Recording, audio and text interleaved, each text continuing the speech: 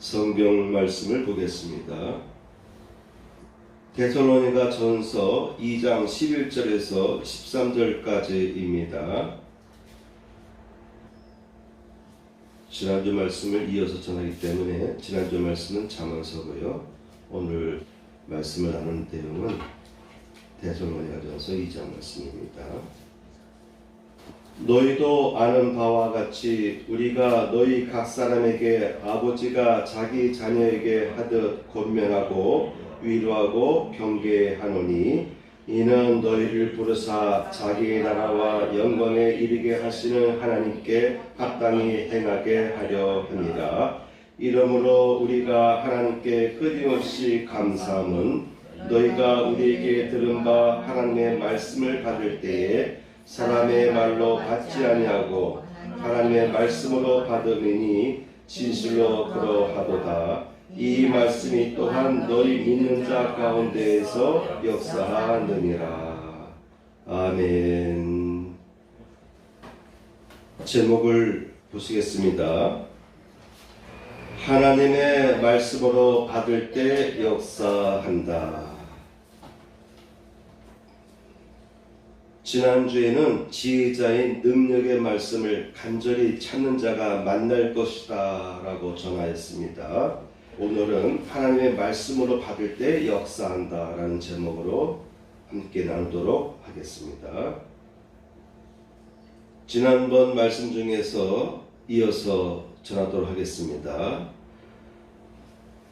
주보에 보시면 제가 지난주 말씀 내용들을 항목별로 기록해놨죠. 태초부터 계신 지혜자 말씀, 두 번째 지혜 곧 말씀으로 창조하셨다. 세 번째 나를 사랑하는 자들이 나의 사랑을 입으리라.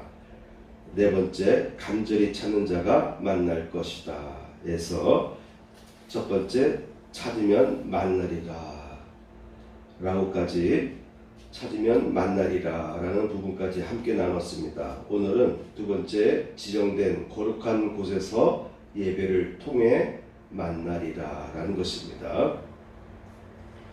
하나님을 만나는 것이 중요하죠. 태초부터 계신 능력자, 지혜자인 하나님의 말씀, 능력의 말씀을 간절히 찾는 사람은 만나는데요.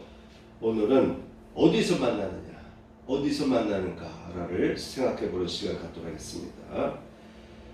하나님을 만나는 것은 어디든지 가능하죠. 집에서도 가능하고 학교에서도 가능하고 직장에서도 가능하고 산책하다가도 하나님의 음성을 들을 수가 있습니다. 그 많은 가능성 중에서 특별히 거룩한 장소가 있죠. 예비된 장소가 있죠. 바로 오늘날로 말하면 교회를 의미한다라고 보시면 되겠습니다. 구약시대에는 하나님께서 안식일을 지키라 라고 명했습니다. 안식일에 다 모여서 하나님 앞에 제사를 드리고 예배를 드리고 그리고 쉼을 갖는 그러한 시간을 가졌습니다. 이때는 특정 장소로 모여서 성전 중심으로 하나님 앞에 나와서 예배를 드리는 가운데 하나님의 음성을 듣습니다. 위로를 받습니다. 용서함을 받습니다. 거기서 내가 너와 만나고 속죄소 위 곧 증거궤 위에 있는 두 그룹 사이에서 내가 이스라엘 자손을 위하여 내게 명령할 모든 일을 내게 이르리라. 하나님 앞에 나올 때 하나님과의 만남을 위해서 지정된 장소에 나올 때에 하나님은 그곳에서 만난다. 바로 법궤가 있는 곳이죠. 그리고 오늘날로 말하면 교회로 보시면 되겠습니다. 교회에 나올 때에 하나님께서는 교회에서 내가 너에게 명령할 모든 일들을 너에게 말할 것이다 라는 뜻이죠. 여호와 앞 회막 문에서 늘 드릴 번제라. 내가 거기서 너희와 만나고 내게 말하리라. 걸어가면서 우리가 묵상 기도할 수도 있고 마음으로 기도할 수도 있어요. 그런데 하나님께서는 회막 성전에서 번제를 드릴 때에 내가 거기서 너희와 만나고 내게 말하리라. 이렇게 말씀하셨습니다. 바로 특정한 장소에서 하나님과의 만남이 있는데 그 만남의 그 과정 속에는, 그 내용 속에는 번제 드리는 시간이 있습니다. 그 번제 드릴 때에 내가 너희와 만나고 내게 말하리라 라고 말씀하셨습니다. 내게 토단을 쌓고 그 위에 내 양과 소로 내 번제와 화목제를 드리라. 내가 내 이름을 기념하게 하는 모든 곳에서 내게 임하여 복을 주리라. 내 이름을 기념하게 하는 모든 곳에서 내게 임하여서 복을 줄 것이다 라고 출애굽기 20장에서 약속하고 계십니다.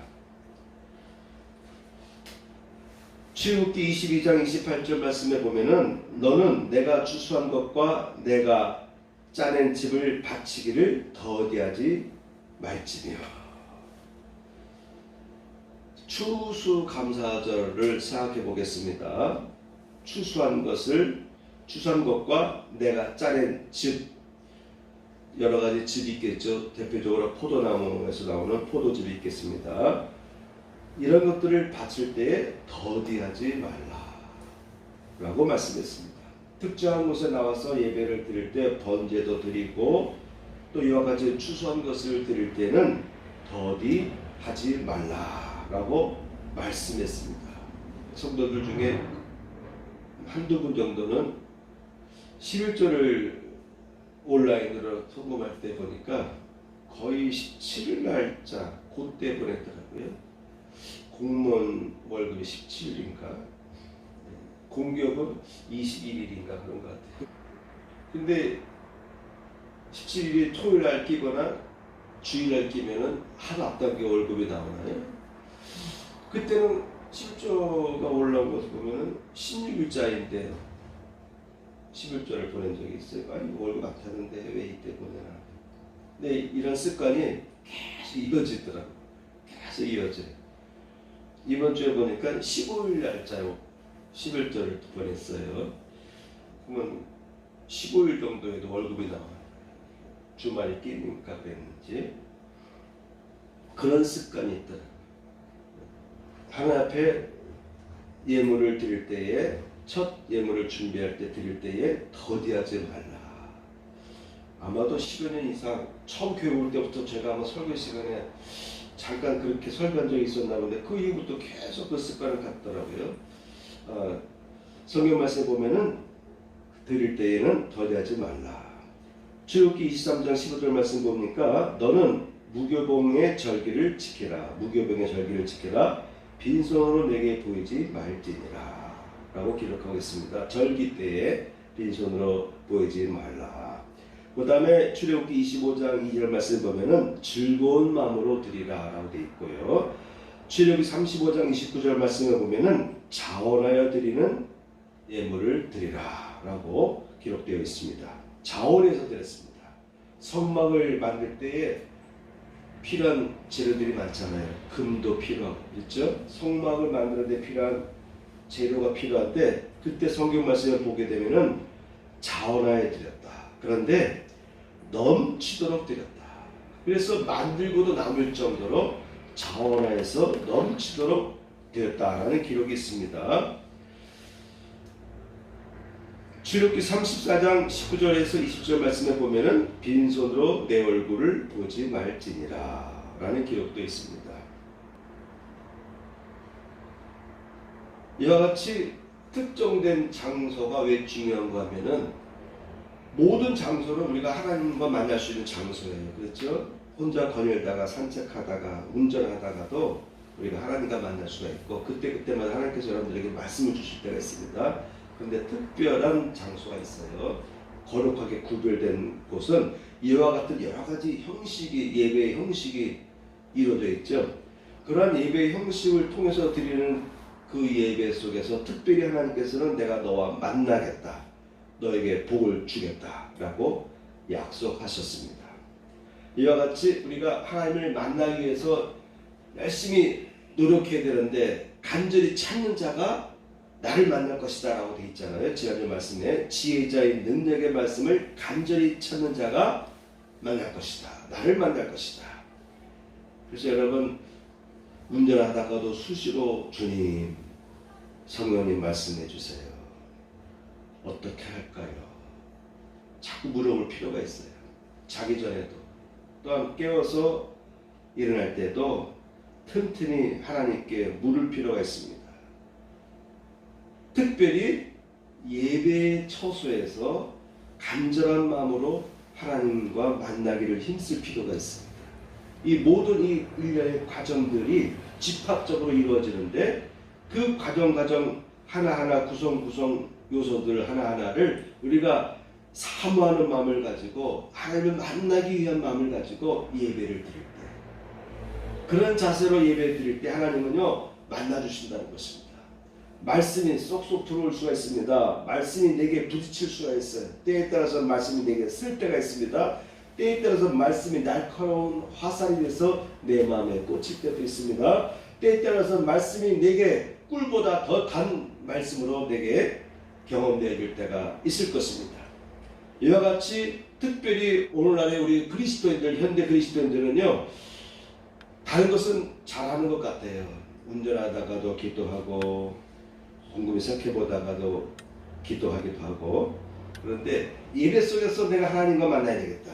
오늘 이 시간 이 예배 속에서 내가 하나님의 음성을 들어야 되겠다. 오늘 이 예배 속에서 내가 하나님의 은혜를 체험해야 되겠다라고 하는 이 간절한 마음을 가지고 예배 드리는 것이 좀 어려운 사람들이 많이 있을 것입니다.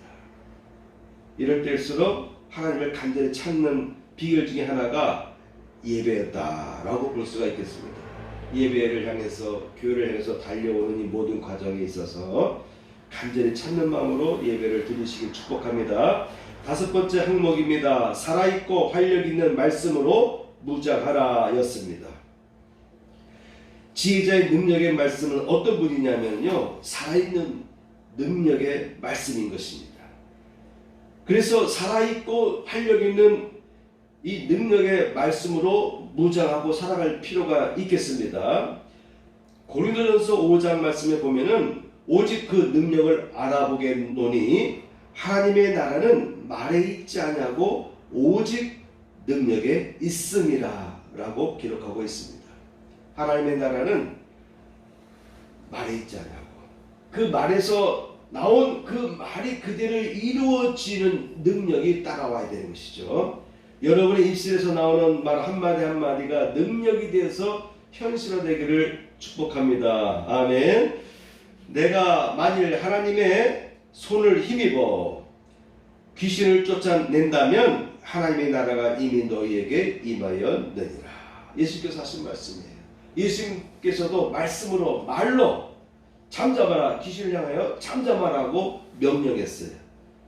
그럴 때 그 명령을 귀신들이 듣고 순종하고 나가라 할 때 나갔어요. 그러면 이미 하나님의 나라가 너희 속에 임하였다. 성령을 힘입어서 여러분들이 명령할 때 악한 영이 떠나가게 되면 여러분 가운데는 이미 하나님의 나라가 임하였다라고 볼 수가 있겠습니다. 이 말씀이 또한 너희 믿는 자 속에서 역사하느니라. 오늘 본문 내용이죠. 오늘 같이 읽은 내용. 이 말씀이 또한 너희 믿는 자 속에서 역사한다라고 되어 있어요. 하나님의 말씀은요, 믿는 자 속에서 역사하십니다. 어떤 말씀일까요? 히브리서 4장 말씀에 보면은 하나님의 말씀은 살아있고 운동력이 있어. 하나님의 말씀은 살아있고 운동력이 있어 좌우의 날선 어떤 것보다 예리하여 혼과 영과 및 관절을 찔러 쪼개기까지 하며 또 마음의 생각과 뜻을 감찰하나니. 말씀은요 혼과 영과 및 관절을 찔러 쪼개기까지 하며 마음의 생각과 뜻을 감찰합니다.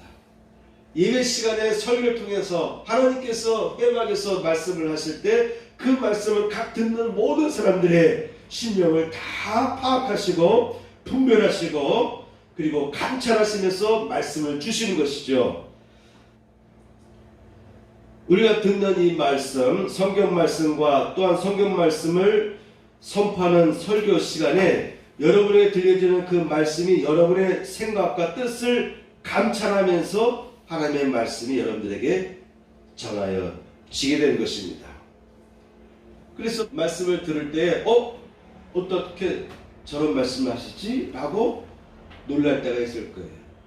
여러분의 마음과 생각과 뜻을, 여러분의 마음의 생각과 뜻을 다 감찰하시면서 여러분이 혼과 영과 관절을 찔러 쪼개시는 그 말씀, 감추어진 것을 드러내시고요, 도려내야 될 때 도려냅니다. 어떤 것이요? 말씀. 그래서 말씀을 듣는 것이 중요합니다. 예배를 드리는 것이 중요합니다. 예배 속에서 하나님께서 말씀하실 때 그 말씀이 여러분의 심령을 수술해요. 그러면 여러분, 그리스도의 말씀을 듣고 능력의 말씀을 마음에 쌓아가는데 노력하시길 축복합니다. 아멘. 믿음은 들음에서 나며 들음은 그리스도의 말씀으로 말미암느니라. 세상에 많은 이야기를 우리 듣습니다. 많은 뉴스를 듣습니다. 그런데 우리의 마음에 하나님의 말씀이 부족합니다. 우리 그리스도인들은요, 말씀을 들으려고 자꾸 노력할 필요가 있습니다. 하나님의 말씀을 자꾸 듣다 보면 믿음이 생기는 거예요. 말씀을 자꾸 듣지 않으면 믿음이 흐트러집니다. 믿음이 약해져요. 그런데 말씀을 자꾸 듣다 보면요, 믿음이 자꾸 강화돼요. 그리고 말씀이 내 안에서 자꾸 작동하게 됩니다. 그렇죠? 마음에 쌓인 것이 내 입을 통해서 나온다고 예수께서 말씀했어요. 그런데 내 입을 통해서 나온 그 말로 인해서 심판을 받는다고 예수님께서는 우리에게 경계하셨습니다. 그러므로 우리의 마음 속에서 말씀이 나오는 그와 같은 나의 입술이 되도록, 나의 심령이 되도록 노력할 필요가 있어요. 바로 말씀을 자꾸 듣다 보면요, 내 입에서 말씀이 나옵니다. 내 입에서 주님의 말씀이 나오게 돼 있어요. 그런데 그 말씀은 능력이 있습니다. 살아있습니다. 그래서 그대로 되는 것입니다. 여러분들이 자녀들을 위해서 기도할 때도 자녀들에게도요, 말씀을 자꾸 전해야 돼요. 근데 그 말씀은 능력이 있어요. 그래서 성경의 말씀에 입각하여서 자꾸 가족들 간에, 자녀들에게 자꾸 믿음의 말을 선포할 필요가 있습니다. 그러면 그 말을 듣는 가족 구성원들이 그와 같이 자꾸 듣다 보면은 그 말씀의 사람으로 바뀌기 시작하는 것입니다. 오늘 내용입니다. 하나님의 말씀으로 받을 때 역사한다. 자, 이와 같은 지난주에서 오늘까지 이어진 이 하나님의 말씀에 대해서 우리 살펴봤는데요, 이 말씀을 어떻게 듣느냐가 중요하다라고 하는 것입니다. 그래서 이걸 얼마나 못하겠어요. 옆에 아들이 딱 같이 앉아서 예배를 드리고 있으니까. 너는 목사님을 절대 잊으면 안 돼. 네? 우리 교회 역사상 가장 목사님한테 기도를 많이 받은, 태어나면서부터, 아기 때부터, 가난하기 때부터, 초등학교 때도, 중학교 때도 틈틈이 신학기도 때 엄마 따라오면은 내가 꼭, 코로나 한창일 때도 아마 제가 기도했을 거예요.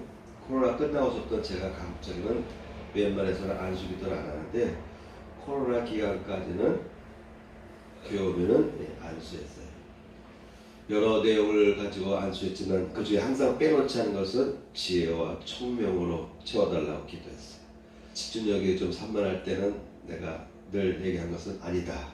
너는 조금만 집중하면 수학 공부도 잘할 거야. 라고 늘 믿음의 말을 선포하고 또 그런 기도 내용을 했는데, 아마도 부모님들도 그런 기도를 했을 거예요. 그죠? 그런 기도가 쌓이면 반드시 결과가 나타날 줄 믿습니다. 아멘. 사도 바울이 데살로니가 교회에 편지를 보냈는데, 오늘 함께 읽었던 말씀처럼 데살로니가 교인들의 장점이 있었습니다. 사도 바울이 그들에게 말씀을 전할 때에 사람의 말로 받지 아니하고, 사도 바울에 대한 이미지를 생각해 보면요, 사도 바울은 키가 작았던 것 같아요. 그리고 외모도 못생겼던 것 같아요. 못생겼을 것 같습니다. 성격도 내성적이고 너무 의지가 강하고 자기 주장이 너무 강한 그런 스타일의 사람이었을 것입니다. 그래서 그런지 다른 사도들에 비해서 사도 바울은 따라다니던 팀 중에 사도 바울과의 관계 속에서 마음의 상처를 얻고 사도 바울의 곁을 떠나는 사람들이 많이 있어요.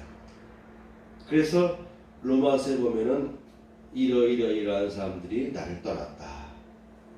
그의 묘사에 보면은 다 나를 떠났다라고까지 말할 정도로 사도 바울 곁에 오래 붙어 있는 사람은 그리 많지 않았습니다. 외모가 중요하잖아요, 그렇죠? 첫 인상이 중요하잖아요.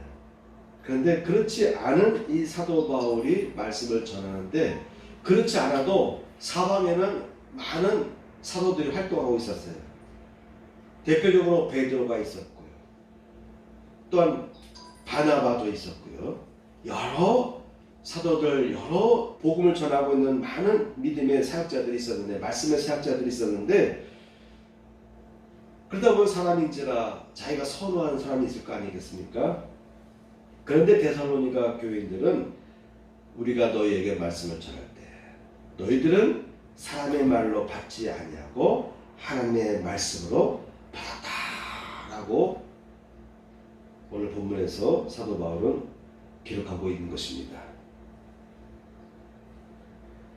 철학이란 무엇이냐라고 물을 때에 어떤 분은 물음이다라고 답하기도 하고요. 또한 어떤 분들은 신으로부터, 존재로부터 우리에게 밝혀진 것에 대한 우리의 응답이다 라고 철학적으로 말하는 분도 있습니다. 존재 자체에서 뭔가를 밝혀주기 때문에 그것에 대한 우리 인간들이 반응하면서 생각하는 그런 것들이 철학이다라고 말하기도 합니다. 철학자들은 이상하게 존재란 말을 써요. 또는 정신. 하나님의 말을 쓰면 뭐 잘못했는지 하나님께서는 말을 안 쓰고 꼭 옛날에 그래도 신이란 말을 썼어요. 그런데 중세 이후부터 근대 이르기까지 대부분의 철학자들을 보면은 하나님이란 말을 거의 안 쓰고 존재란 말을 쓰거나 아니면 정신이란 말을 쓰거나 뭐 일자 이런 등등의 말로 자꾸 표현하는데요. 그들이 얘기하는 바에 의하면은 이 존재, 쉽게 말하면 하나님께서 끝없이 자신을 밝혀준다라는 것이죠. 그거에 대한 응답이 인간이 해야 될 도리인데 바로 이와 같은 과정, 이와 같은 인간의 반응이 바로 철학이다. 하나님께로부터 밝혀진 것을, 밝혀진 말씀에 대해서 우리가 반응하는 것이다 라고 볼 수가 있겠는데, 이와 같이 하나님은 우리에게 말씀을 스스로 밝히는 거예요. 기독교의 하나님은요, 스스로 밝히는 거예요. 인간이 하나님을 추구해서 하나님 어떻다라고 발견하는 것이 아니고 하나님께서 먼저 선례적으로 우리에게 자신을 드러내신 거예요. 계시하신 거예요. 그래서 기독교는 계시의 종교인 것입니다. 다른 종교는 인간 스스로 찾아가는 종교인데 기독교는 계시의 종교예요. 하나님께서 이미 밝히셨기 때문에 밝힌 내용을 우리가 경외하는 마음으로 받아들이는 것. 그래서 하나님은 늘 계시하시고 선포하시고 우리 인간은 하나님 계시한 말씀을 우리는 듣고 순종하는 것입니다.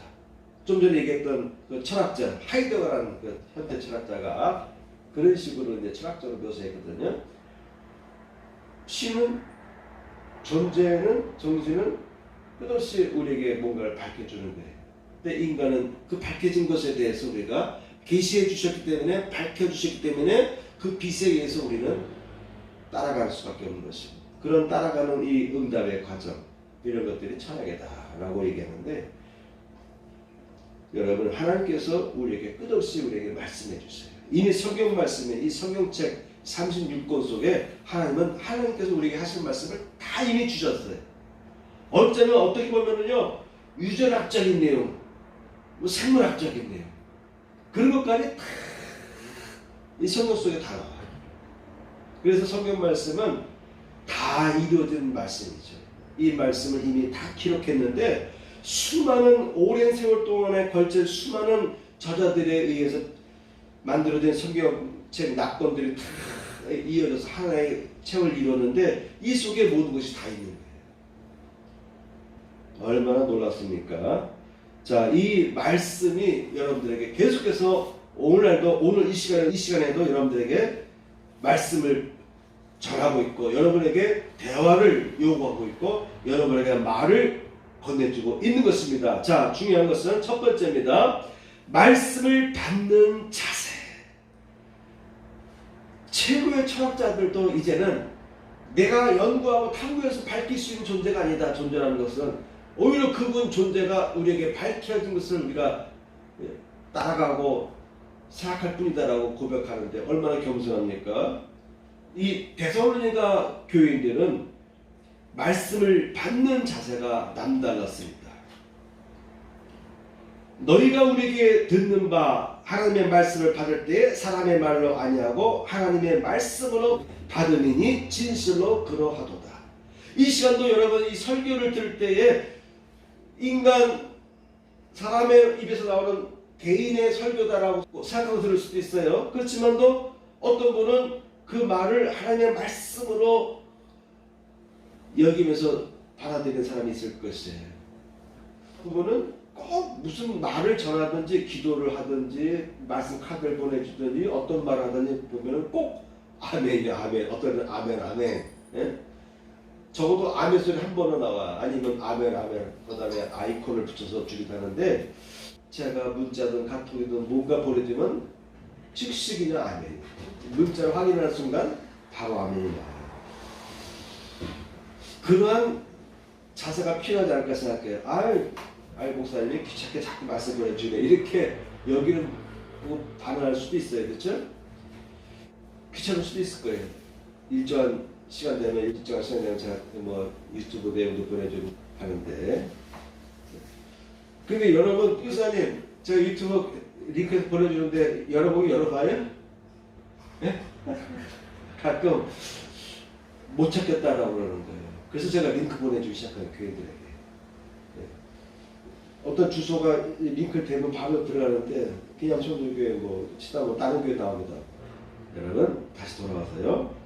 사람의 말로 듣지 않고 하나님의 말씀으로 들으려고 하는 자세가 중요하다라는 거예요. 그러면 말씀이 다르게 들려요. 그러면 말씀이 다르게 나에게 다가오기 시작합니다. 예배 시간이니까 말씀 듣는 거야. 말씀 빨리 끝났으면 하는 이런 자세하고요.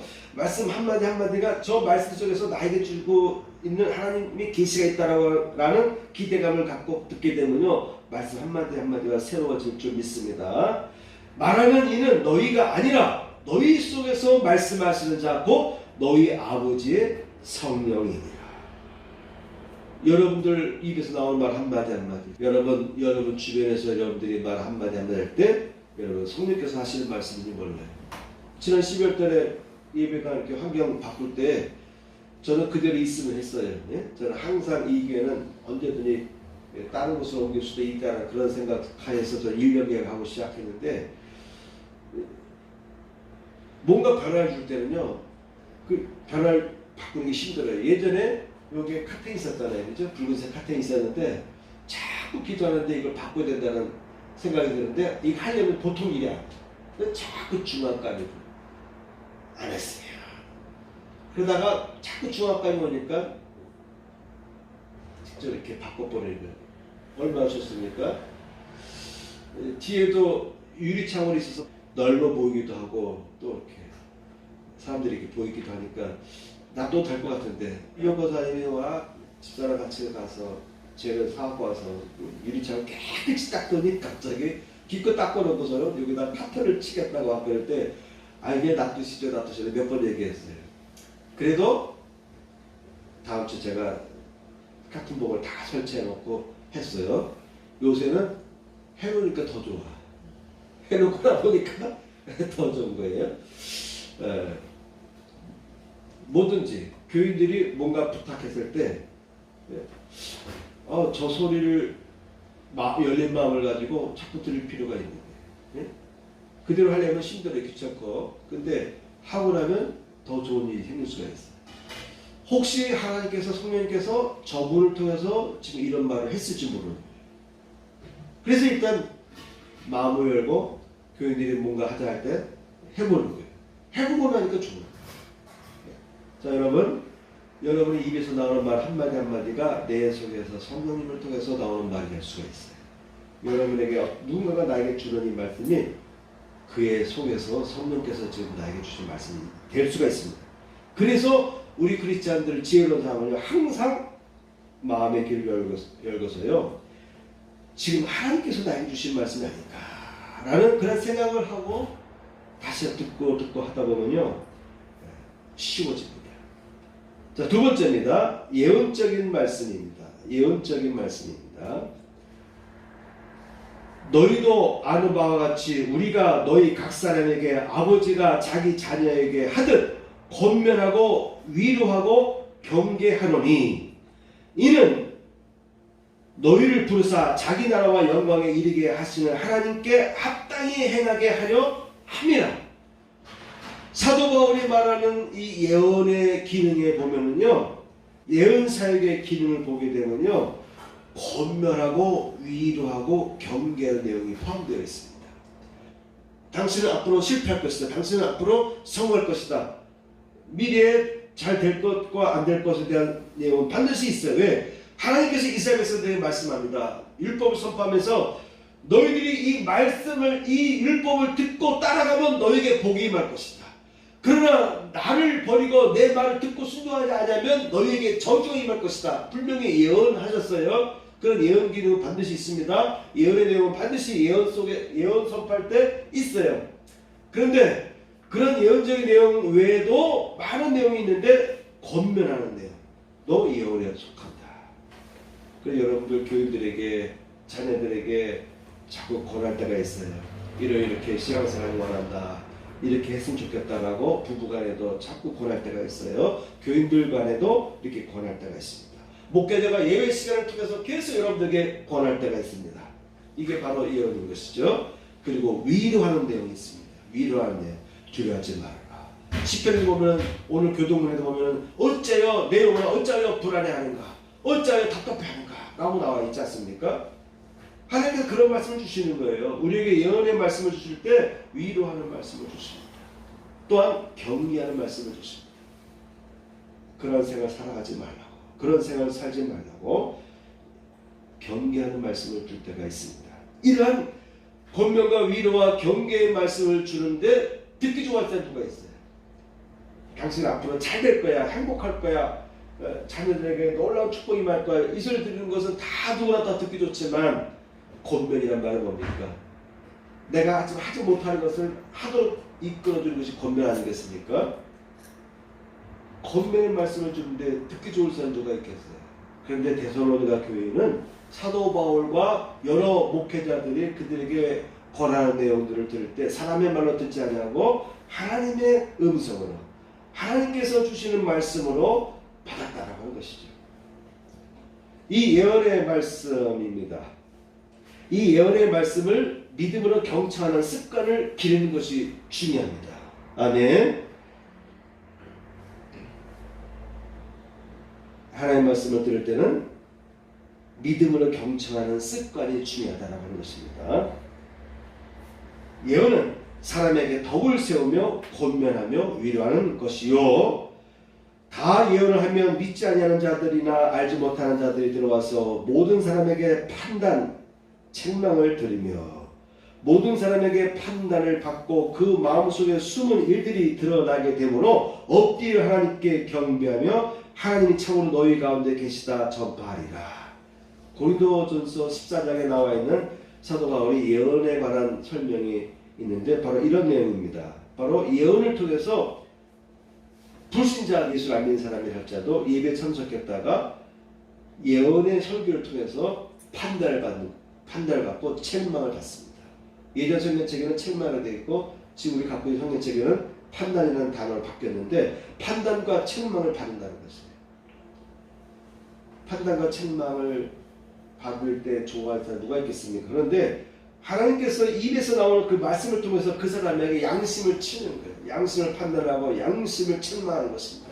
그래서 야, 말씀을 들어보니까 이렇게 살아서는 안 되겠다라고 자기의 숨은 일들이 드러난다는 거예요. 설교 시간에 숨은 나의 마음이 드러나기 시작한다고 하는 것입니다. 여호와께서 너를 교훈하시려고 하늘에서부터 그의 음성을 내게 듣게 하시며 땅에서는 그의 큰 불을 내게 보이시고 내가 불 가운데 나오는 그 말씀을 듣게 하셨느니라. 하나님께서는요 너를 교훈하시려고. 그러니까 항상 좋은 말만 나오는 것이 아니에요. 하나님의 그 예언의 말씀은 항상 좋은 말만 나오는 것이 아니라 때에 따라서 너를 교훈하려고. 나 여호와가 말하노라 내 말이 불같지 아니하냐. 반석을 쳐서 부서뜨리는 방망이 같지 아니하냐. 때에 따라서 하나님의 말씀이 이와 같이 충격적으로 내게 다가올 때가 있는 것입니다. 불 같기도 하고 반석 바위를 쳐서 깨뜨리는 방망이 같이 하나님의 말씀이 여러분에게 다가올 때가 있습니다. 세 번째 항목입니다. 이 부분 일부분 하고 마치도록 하겠습니다. 이 말씀이 또한 너희 믿는 자 속에서 역사하느니라. 믿는 사람에게 역사가 나타난다. 말씀을 하나님 말씀으로 받아들이고 그 말씀을 믿어 나갈 때에요 말씀의 능력이 나가게 됩니다. 그 말씀대로 역사가 일어나게 되어 있습니다. 첫째, 말씀을 듣고 받아들이며 믿을 때 영이 거듭나고 살아나게 됩니다. 예수께서 말씀하십니다. 진실로 진실로 너희에게 이르노니 죽은 자들이 하나님의 아들의 음성을 들을 때가 오나니 곧 이때라. 듣는 자는 살아나리라. 지금 내가 이 땅에 와서 너희에게 복음을 전하는데 내 말을 들으면 너희의 영이 살아날 것이다 라고 말씀했습니다. 두 번째, 겸손입니다. 여호와는 교만한 자의 집을 허시며 과부의 지게를 정하시느니라. 하나님은요 교만한 자의 집을 허시는 분이시래요. 잠언서 16장에 보면은 무릇 마음이 교만한 자를 여호와께서 미워하시나니 피차 손을 잡을지라도 벌을 면치 못하리라. 하나님은 마음이 교만한 자를 미워하신다고 하십니다. 미워하신다고 하십니다. 교만은 패망의 선봉이요 거만한 마음은 넓어짐의 앞장이라. 사람의 마음의 교만은 멸망의 선봉이요 겸손은 존귀의 앞장이니라. 이와 같이 잠언서 16장 18장에서는 계속해서 강조하는 것은 교만하지 말라라고 오히려 겸손을 선택하라, 겸손의 길을 가라고 권하고 있습니다. 나만 장군이 엘리사를 찾아왔다가 돌아갔어요. 기분 나빠서 돌아갔잖아요. 이 요단강에 들어가서 7번 몸을 씻으라, 7번 몸을 씻으라 했어요. 여러분, 어떤 아픔을 갖고 있는 사람에게는 핸디캡이 있어요. 그렇죠? 그 부분을 건드리면 사람이 화를 내게 되어 있어요. 히스테리 발작을 일으키게 되는 부분이 있습니다. 나만 장군에게 있어서는 그의 치명적인 약점, 문둥병입니다. 고름이 나고 냄새 나지 않습니까? 그러니까 나름대로 선물을 다 준비해서 소문 듣고 엘리사에 가면 나을 줄 알고 찾아와서 도와달라고 했는데 기껏 하는 첫 번째 얘기가 당신 들어오니까 저 요단강 가서 몸을 씻으라. 그 고름도 씻고 냄새나는 것도 씻고 좀 그나마 깨끗하게 하고 나오라. 라는 식으로 나아만 장군이 마음의 상처를 얻었어요. 엘리사는 순종을 기대하고 그렇게 얘기한 거예요. 아마도 하나님의 영이 엘리사를 통해서 그렇게 말하게 했던 거예요. 근데 나아만은 겸손의 마음을 요구하는 하나님의 그 의도를 모르고 나 기분 나쁘다. 나 문둥병 환자라고 나 과시하는구나, 무시하는구나 이렇게 받아들이고요. 즉시 짐을 싸고 돌아가 버렸어요. 그때 하인이 돌아가는 걸 보고 안타까워서 말합니다. 장모님, 그 선자가 그보다 더 심한 것을 요구했다 했잖아요. 순종해야 되는 거 아닙니까? 라고 말을 했어요. 그 말을 듣는 순간 나아만이 다시 마음을 고쳐먹었어요. 그렇지, 그보다 더 심한 것을 요구했던 내가 이 병이 낫기 위해서라면 해야 되는데 내가 화가 나가서 돌아왔네. 다시 마음을 잡고 돌아갔어요. 7번 물속에 들었다 나왔을 때 나아만의 이 문둥병이 즉시 치료되었습니다. 이와 같이 여러분, 하나님은 겸손한 사람을 찾으시고요, 겸손한 사람을 하나님께서 기뻐하십니다. 그러나 반대로 겸손하지 못하고 믿음에 대해서 패역한 사람들이 또 생겨요. 말씀을 들을 때 그 말씀을 온전히 받지 못하고 믿음의 길에서 실패하는 사람들이 있습니다. 사도 바울은 그의 서신에서 이러한 사람들이 믿음에서 파산하였느니라. 이러한 사람들이 우상으로 돌아갔다. 이런 내용들을 곧고 서신에서 밝히고 있습니다. 초대교회조차도 사도 바울이 활동하던 이 고대 초대교회 때조차도 믿음 생활을 하다가 믿음에 실패했습니다. 그래서 주님의 곁을 떠난 사람들이 있는 거예요. 사도 바울이 말합니다. 나의 달려갈 길을 향해서 내가 달려가는데 내가 온전히 나의 믿음의 길을 완주하였다 라는 고백을 하였습니다. 사도 바울조차도 내가 이미 얻었다 함도 아니요 온전히 이루었다 함도 아니라 오직 내가 그리스도 예수께 잡힌 바 된 그것을 잡으려고 쫓아가노라. 형제들아 내가 잡은 줄로 여기지 아니하고 오직 한 일 즉 뒤에 있는 것을 잊어버리고 앞에 있는 것을 잡으려고 표대를 향하여 그리스도 예수 안에서 하나님이 위에서 부르신 부름의 상을 위하여 쫓아가노라. 지금도 쫓아가고 있다라고 말하면서 이어서 디모데후서 4장에서 이런 말합니다. 내가 선한 싸움을 싸우고 나의 달려갈 길을 마치고 믿음을 지켰으니. 사도 바울조차도 나는 달려갈 길을 마치고 믿음을 지켰다라고 말하는 거예요. 이와 같이 신앙생활을 하는 것은요 쉬운 것이 아닌 것입니다. 믿음을 제대로 지켜나가는 것은 쉬운 것이 아닙니다. 사도 바울 당시에도 많은 사람들이 믿음의 길에서 믿음의 배가 파손되는 사람들이 많이 있다라고 얘기했어요. 사도 바울조차도 나도 완주했다, 믿음을 지켰다라고 말하고 있는 것입니다. 여러분 가족 구성원들 중에 혹시 여전히 교회가 안 나온다 할지라도 하나님을 인정하거나 하나님을 두려워하거나 하나님께 틈틈이 감사하는 마음을 갖고 있다든지 그런 마음들이 아직 남아있다면 그 가족 구성원은요 아직 희망이 있습니다. 하나님 앞에 겸손한 마음의 뿌리와 열매가 남아있다면 아직 늦지 않습니다. 요즘에 살아가는 사람들의 환경은 너무나 신앙생활하기 어려운 환경 속에 있습니다. 어린 자녀들 뿐만 아니라 청소년과 청년들조차도 30대, 40대의 사람들이 할지라도 그릇된 문화와 잘못된 정보, 나쁜 문화와 나쁜 습관에 노출된 채 이게 문화다 보니까 잘못됐다고 인식이 안 해요. 그렇죠? 문화적으로 화했으니까 남들도 다 그러는데 뭐 이러다 보니까 이게 옳은지 그런지를 판단하기가 애매한 상태 속에서 그 잘못된 문화의 습관에 빠지기가 쉽습니다. 그러므로 사춘기 또는 20, 30대의 청년기의 자녀들을 위해서는요 부모된 분들은요 매일 기도하셔야 됩니다. 매일 기도하셔야 됩니다. 하루 빼지 마시고 자녀들을 위해서 기도해야 됩니다. 여러분 자녀들, 남편, 부부간에 자녀들은 또한 부모를 위해서 하나님의 은혜로 보호하시고 성장시켜 주시고 이끌어 주십사 하고 중보기도로 보살펴 주어야 되는 것입니다. 아직 회생할 수가 있습니다. 12월 초반쯤에 보면은 날씨가 싸늘싸늘하다가 어느 날 보면은 냉해가 내릴 때가 있어요. 작물들이 냉해를 입을 때가 있습니다. 영하로 떨어져 가지고 어제 밤만 해도 같이 따뜻했는데 밤사이 크게 내려가서 냉해를 입습니다. 사람은요 동상 걸리면 이게 쉽게 낫지 않아요. 그쵸? 쉽게 낫지 않아요. 겨울철에 조심하셔야 돼요. 집에서 거실 다닐 때도 방바닥에 차가우면요 양말을 신든지 뭐 쓰레빠를 신어야죠. 차가운데 까짓거 하고 걸어다니다 올라보면 뒤꿈치가 간질간질하기 시작해요. 따뜻할수록 동상 기운이 이렇게 들어오는 것입니다. 동상 걸리면 이게 쉽게 안 나요. 그렇죠? 오랜 시간 걸려야 겨우 낫습니다.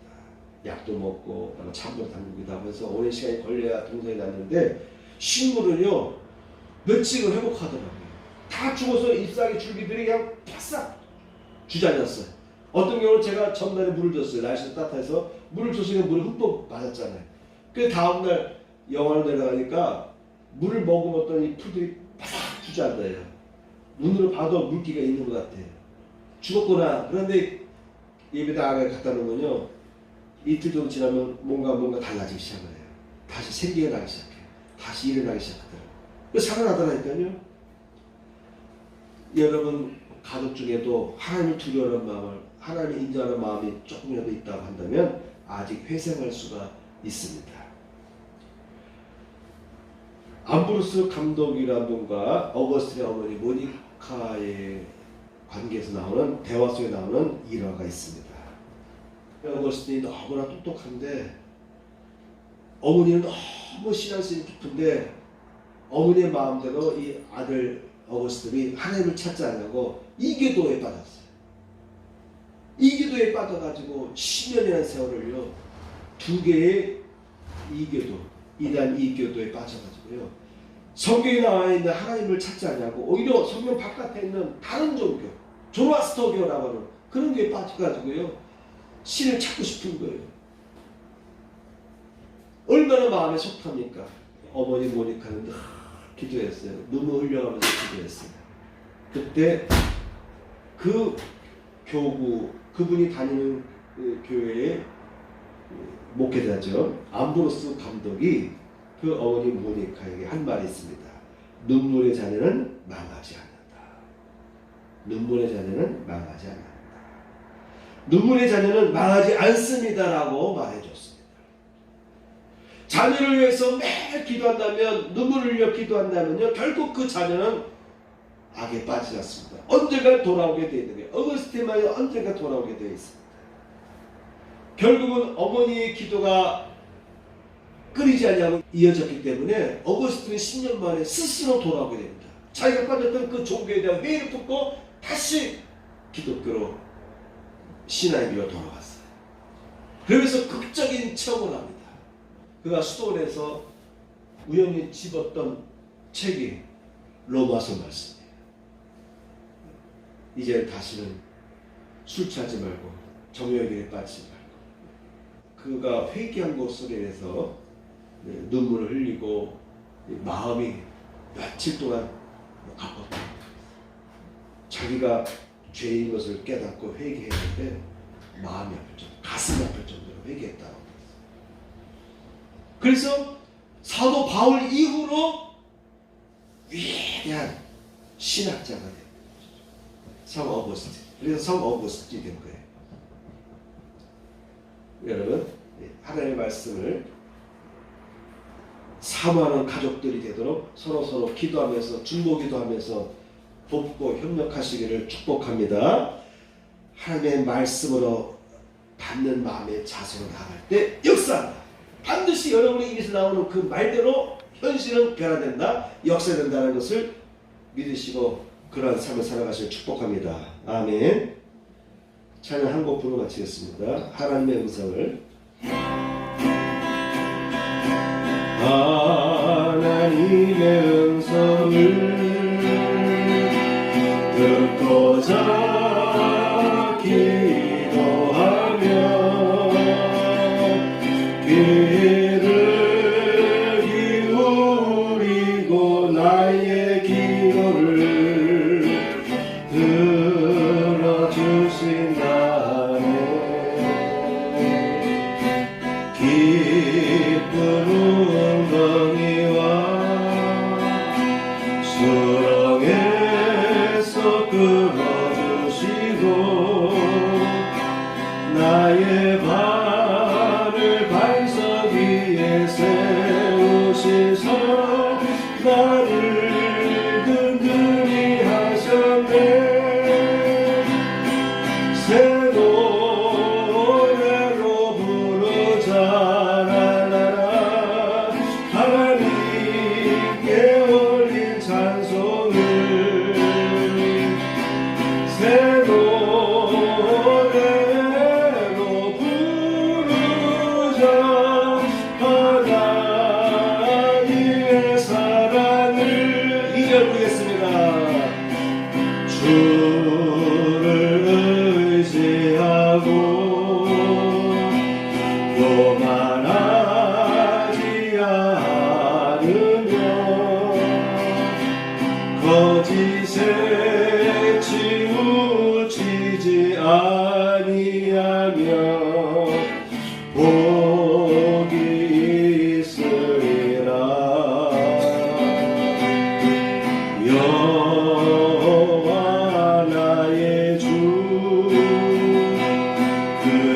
건강해 주시라.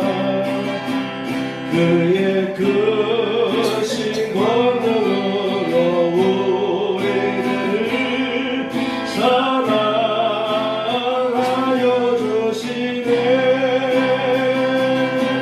새 노래로 부르자. 하나님께 올릴 찬송을 새 노래로 부르자. 하나님의 사랑 일어서서 보겠습니다. 1절 하나님의 음성을 듣고자 기도하며 귀를 기울이고 나의 기도를 들어주신다 하네. 기쁜 웅덩이와 수렁에서 끌어주시고 나의 방을 반석 위에 세우시셔 나를 든든히 하셨네. 주님은 나의 죄를 속하기 위하여 십자가에서 대신 죽으셨습니다. 주여 내 죄가 썰려졌습니다. 주님은 채찍에 맞으셨습니다. 제가 치료를 받았습니다. 아멘. 가슴에 손을 얹고요. 롱기도를 드리겠습니다. 할렐루야. 하나님 아버지 감사합니다. 오늘도 하나님 앞에 귀한 시간을 허락해 주셔서 예배드리겠음을 감사합니다. 11조를 드린 가정과 그 손길 위에 11조의 복이 임하게 하여 주옵소서. 감사함과 주의 이름을 흠양하여 주시고 은혜로 붙들어 주옵소서. 이제는 우리 구주 예수 그리스도의 은혜와 하나님 아버지의 극자신 사랑과 성령님의 감동과 역사하시니 이제 찬양한 손들 위에 함께 하시기를 축원하옵나이다. 아멘.